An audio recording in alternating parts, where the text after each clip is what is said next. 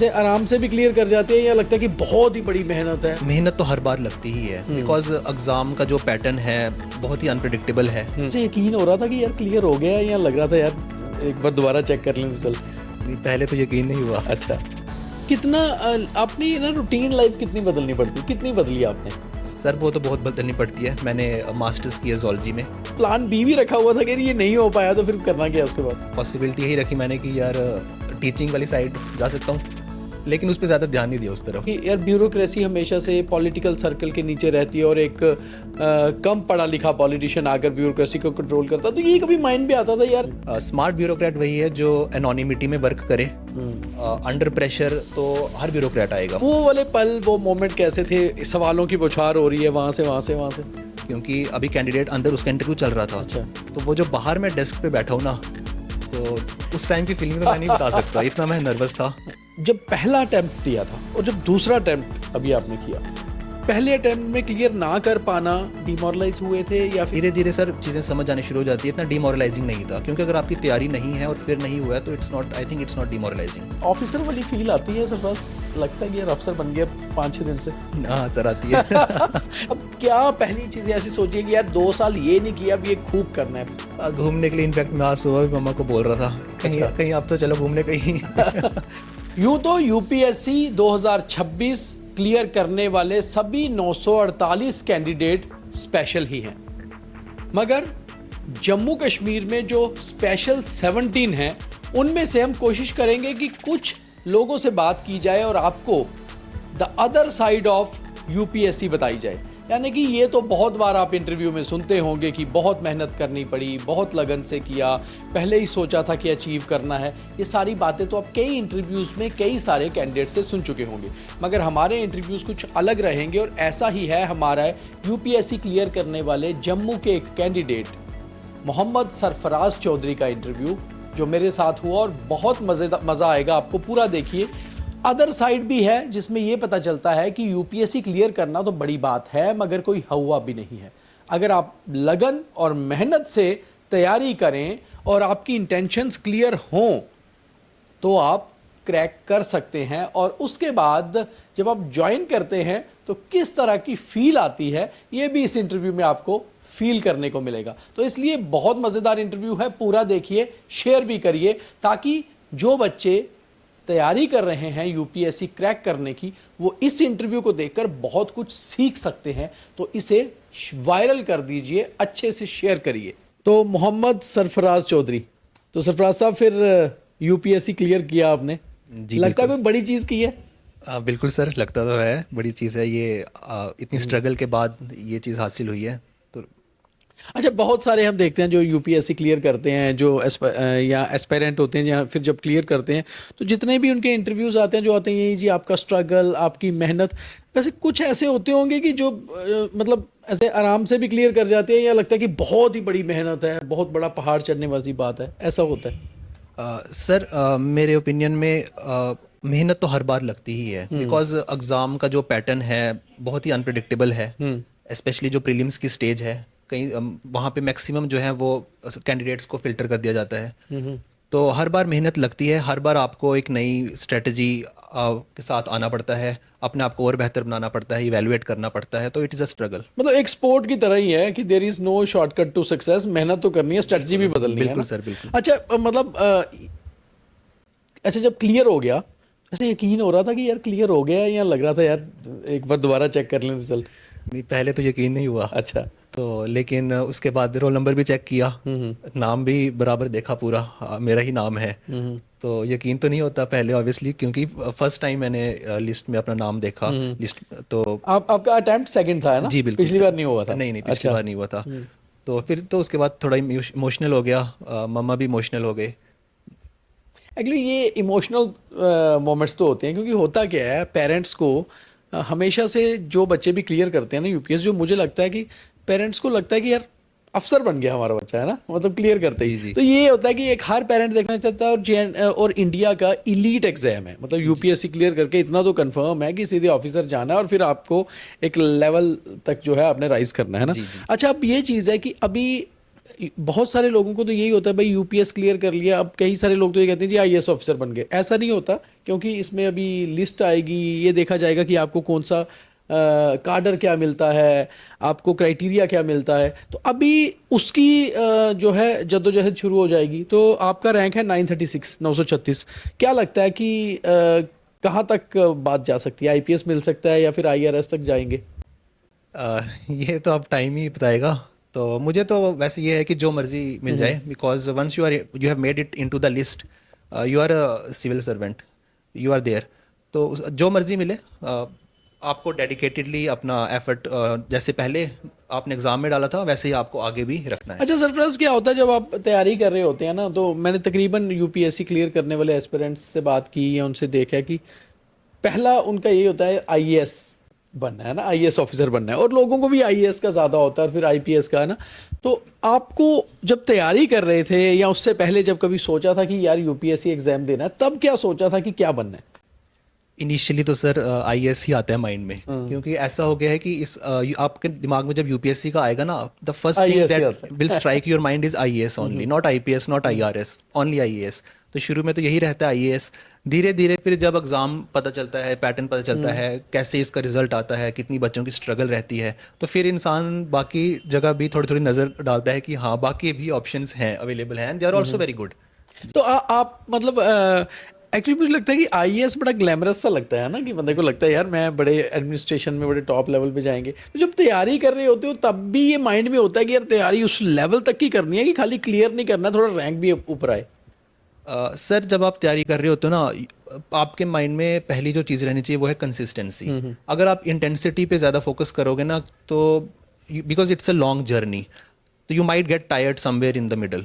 तो आपको कंसिस्टेंट रहना है, और इनिशियली ये चीज़ नहीं सोचनी चाहिए। मेरा ऐसा मानना है कि रैंक इंप्रूव करना है ये वो, आपको बस डेली बैठना है, आपको जैसे आप रोज़ करते हो पढ़ते हो वैसे ही आपको करना है, कंसिस्टेंट रहना है, and finally the result will come. अच्छा सरफराज, कितनी मेहनत, ये तो एक बड़ा कॉमन सवाल है, हर एक कोई पूछता है। कितने समय आपने अपने आप को दिया इस टेस्ट को क्लियर करने के लिए, जब बहुत सीरियसली दिया? एक तो होता है कि नॉर्मल तैयारी तो लोग कर ही रहे होते हैं, बहुत सीरियसली जब ओके सोचा कि यार ये 3 महीने या 6 महीने बस मुझे निकालना है और उसके लिए ये टाइम चाहिए। वो ज़्यादा जो इन हार्ड वर्किंग वाला पीरियड आता है वो just before prelims and mains के टाइम पे आता है। तो पर्सनैलिटी टेस्ट के टाइम पे फिर थोड़ी सी रिलैक्सेशन हो जाती है, आप मॉक देते हो। सर उस टाइम पर आपको ये रहता है कि मुझे जितना हो सकता है मैं अपना इसमें एफर्ट पुट इन करूँ। और मेरा ऐसा था कि मतलब रूटीन तो थी डेली की, कि सुबह मैंने बैठना है, वही पेजेस को टर्न करना है। कभी कभार थोड़ा बोरिंग भी फील होता था, हाँ, सेम चीज़ करनी है, सुबह उठना है। और बट ये चीज़ बेहतर तब रहती है कि अगर आप बीच में थोड़ी सी अपने आप को ब्रेक दो, रेस्ट दो। कॉन्टिन्यूसली अब हर एक का पर्सन टू पर्सन वेरी करता है, कोई कितनी देर की किसकी सिटिंग होती है। तो अगर आप बीच में ब्रेक देकर थोड़ा सा अपने आप को रख पा रहे हो तो दैट विल बी गुड। कितना आपने ना रूटीन लाइफ कितनी बदलनी पड़ती है, कितनी बदली आपने? सर वो तो बहुत बदलनी पड़ती है। मैंने मास्टर्स किया ज़ूलॉजी में। अच्छा। तो यूनिवर्सिटी के टाइम पर तो आई यूज्ड टू बी मस्ती। Free by 6। नहीं मस्ती नहीं sir, I used to be free by 5 और 6, क्योंकि प्रैक्टिकल्स होते थे, ठीक। फिर बाद में डिसर्टेशन होती थी। हाँ। तो यूनिवर्सिटी के बाद सडनली जब मैं इस एग्ज़ाम में आ गया एकदम से, तो बहुत ज़्यादा सर ड्रास्टिक चेंज आया है, क्योंकि आप घर पर होते हो, lot many thoughts come into your mind. तो sometimes there is emotional breakdown कि यार अब क्या करूँगा, क्या होगा। तो वो सब चलता अच्छा, रहता है। ये ना जो हमने भी बहुत सारी मूवीज़ या एक वो इस पे वेब सीरीज़ आई थी बहुत अच्छी, इस पे ना सिविल सर्विसेज पे, तो उसमें एक बहुत मतलब जो लास्ट उसका समराइज़ यही होता है कि यार प्लान बी ज़रूर रखना है।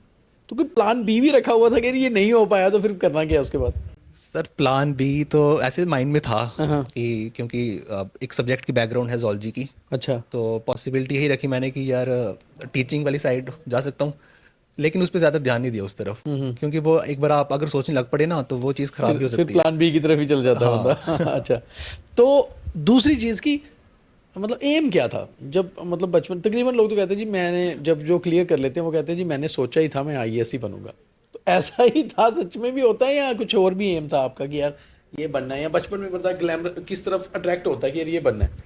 सर ब्यूरोक्रेसी में आना था अच्छा, मेरा। था ये। हाँ, ब्यूरोक्रेसी में था। कॉलेज के टाइम पर तो एक्सपोजर भी मिला, उस टाइम पर ज़्यादा इंटरेक्शन भी हुई बाकियों से।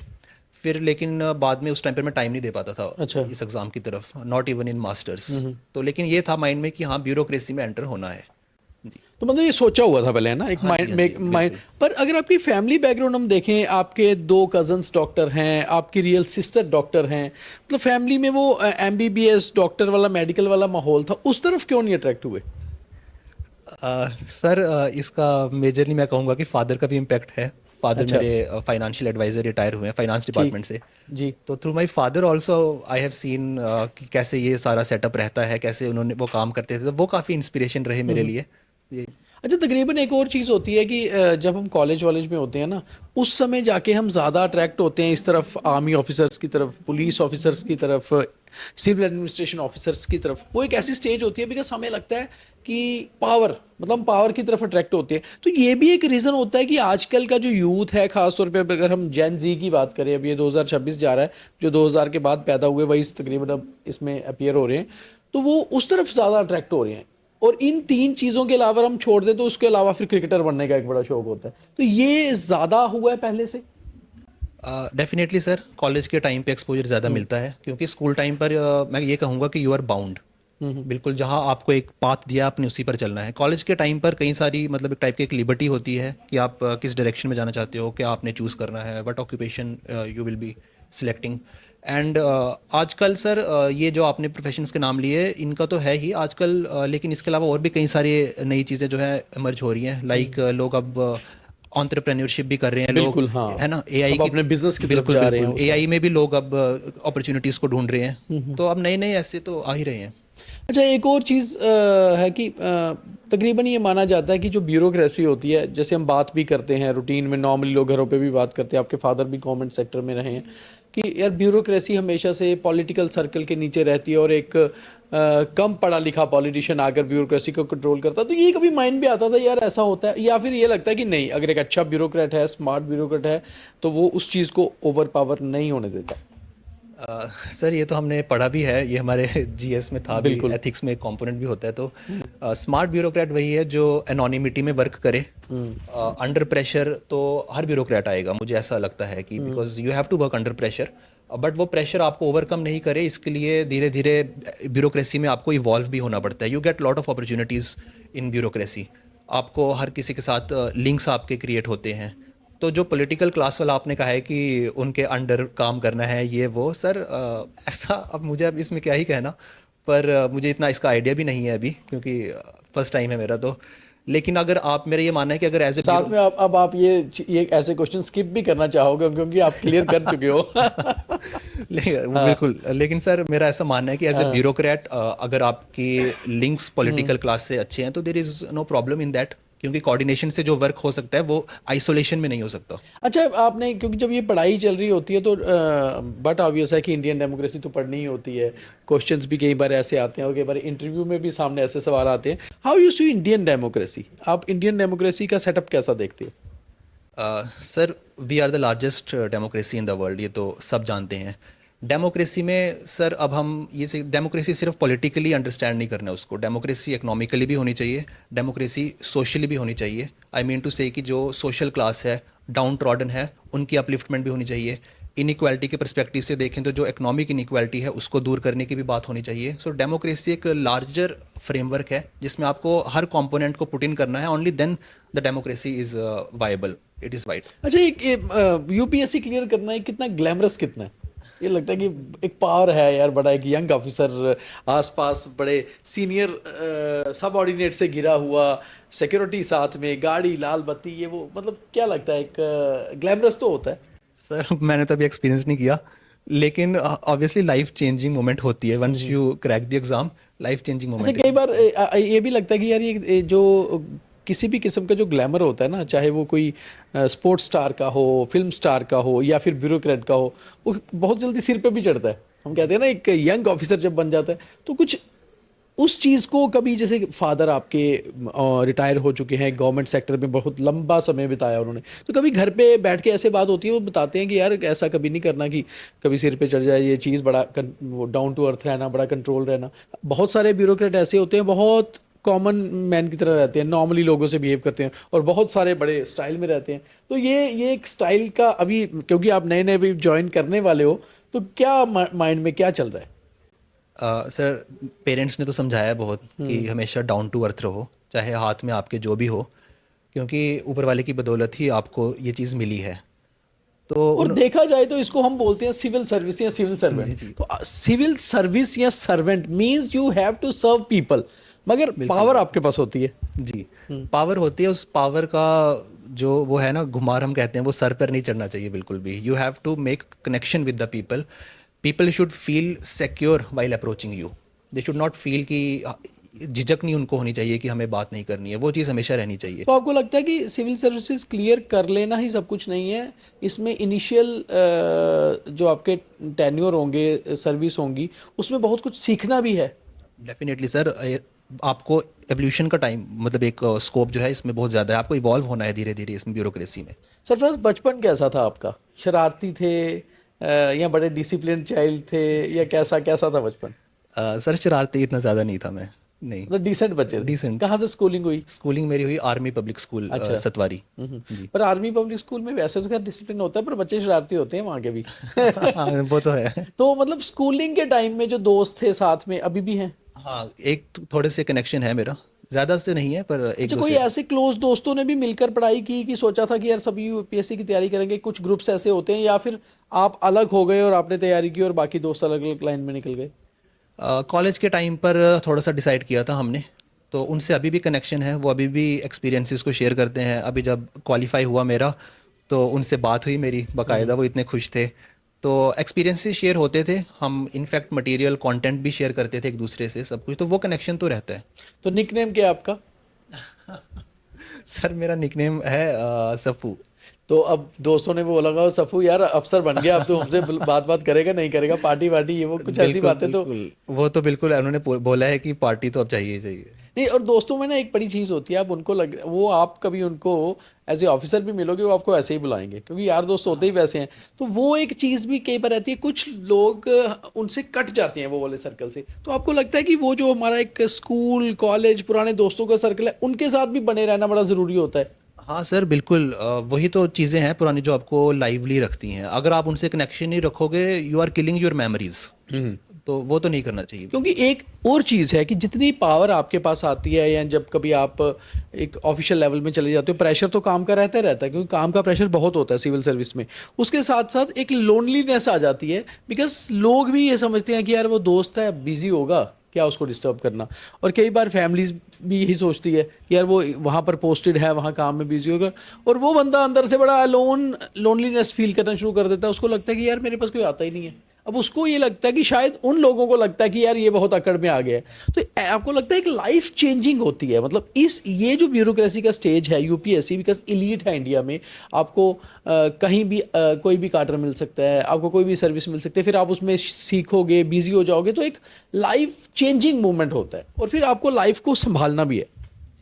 सर ये तो वर्क लाइफ बैलेंस हो गया। तो अब इसमें मुझे अभी भी इतना आइडिया नहीं, जैसे मैंने आपको पहले बताया, बट ये एज ए डिफ़िकल्टी अगर इमर्ज भी होती है, तो मेरा ये मानना है कि आपको अपने पर्सनल कनेक्शंस नहीं ब्रेक करने चाहिए। अगर आपके फ्रेंड्स को ऐसा लगता है कि माइट ही बी बिजी, तो आपको खुद उनको अप्रोच करना चाहिए। यू शुड शो देम कि नहीं, अभी भी वही वैल्यूज़ है मेरे में, मैं अभी भी वही हूँ। तो आपको करना चाहिए फिर। हॉबीज़ क्या हैं आपकी सरफराज? सर मेरी हॉबीज़ है मूवीज़ देखना, मुझे मूवीज़ देखना अच्छा लगता है, वेब सीरीज़ देखना अच्छा लगता है।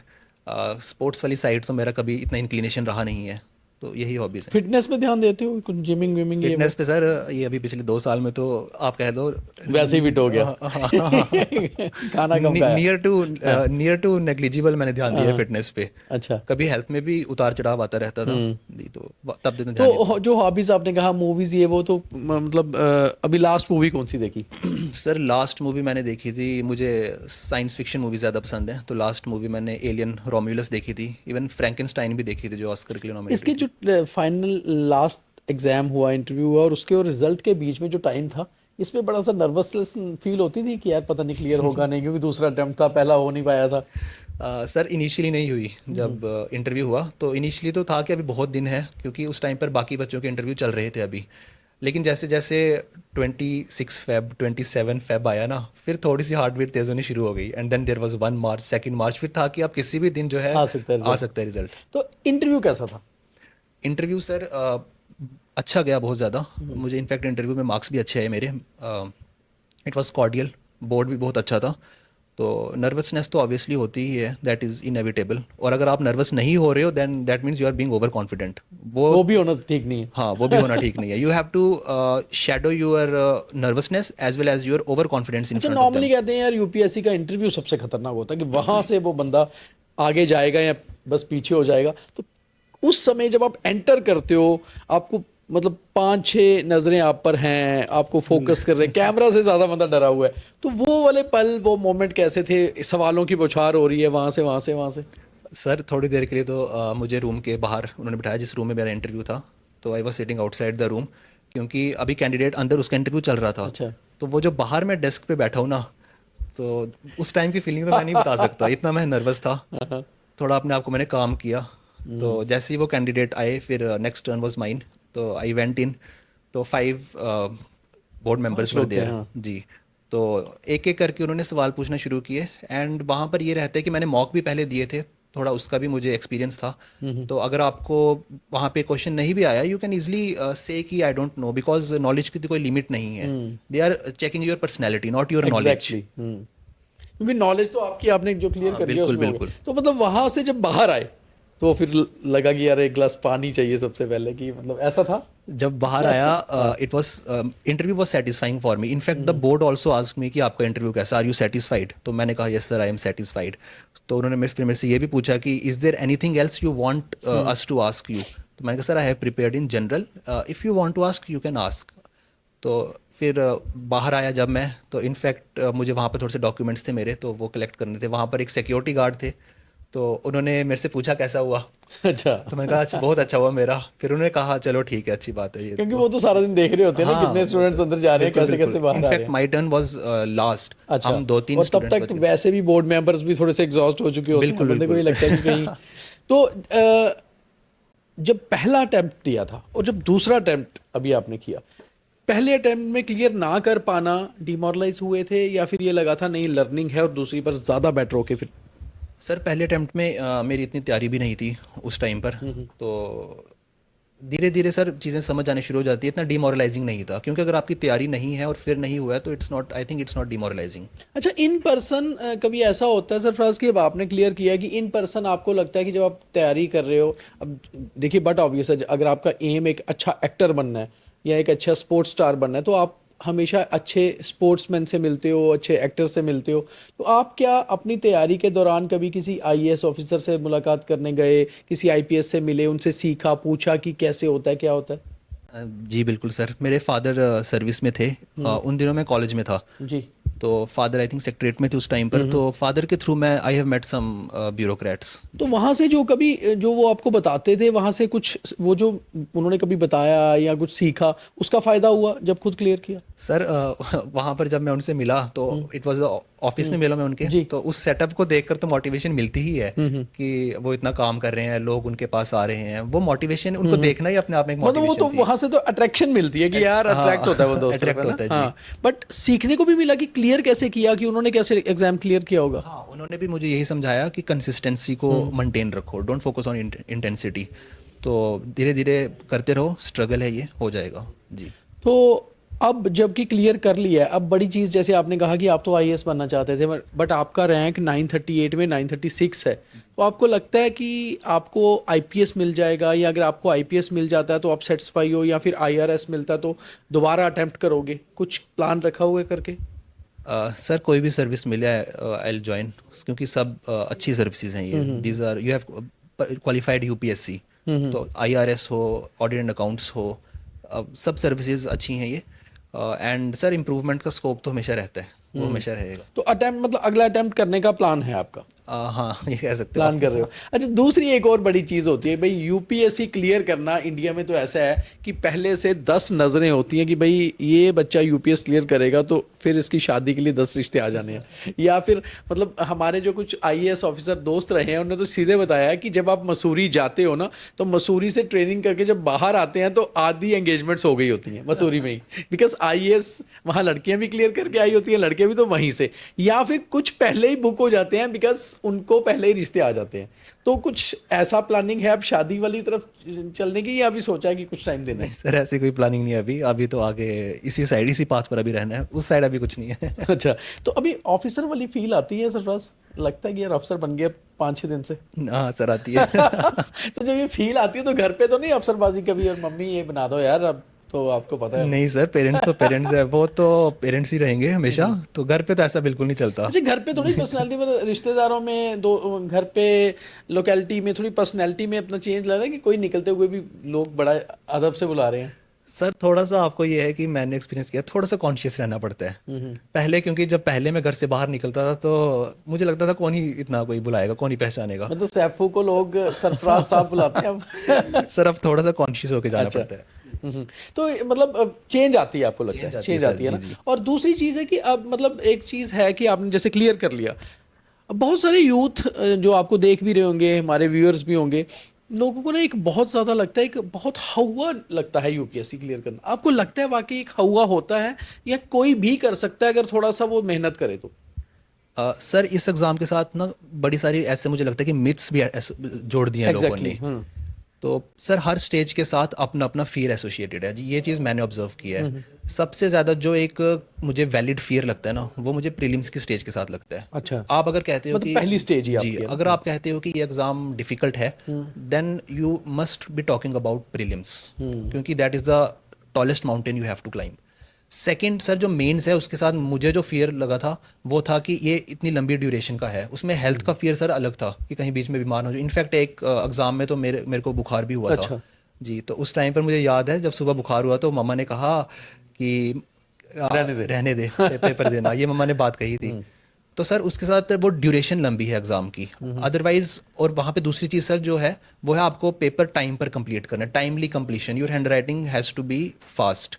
और सर जब आप प्रीलिम्स की स्टेज में आते हो, यहाँ का जो फियर है ये आपका है कि आपको you have to contain your confidence, वो ओवर कॉन्फिडेंट नहीं होना है, आपने काम रहना है, क्रिस्पली आंसर देना है, सॉफ्ट टोन में आंसर देना है बस। मतलब जैसे जो आपने बताया उसमें एक चीज़ तो बड़ी क्लियर है कि आपको जो प्रीलिम देना है वो आपका मेन सब्जेक्ट होगा, जिस सब्जेक्ट में आपको देना है। तो आपको अपने सब्जेक्ट पे जो आप सब्जेक्ट चूज कर रहे हो उसमें फोकस रखना है कि मुझे मेरे सब्जेक्ट की नॉलेज प्रॉपर होनी चाहिए।